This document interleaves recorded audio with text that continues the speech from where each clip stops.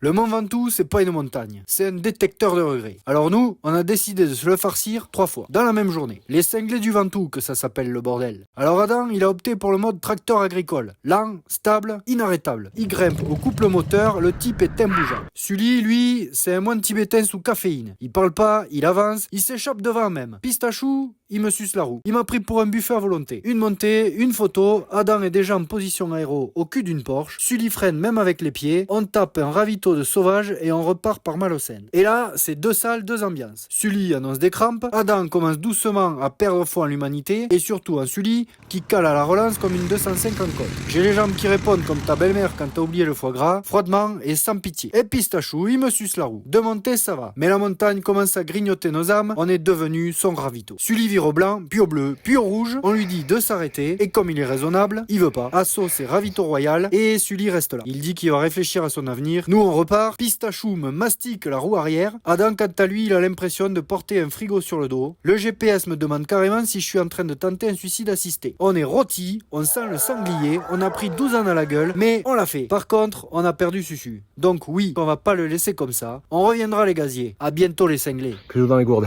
Voilà. Il reste 9 km avant d'arriver en haut.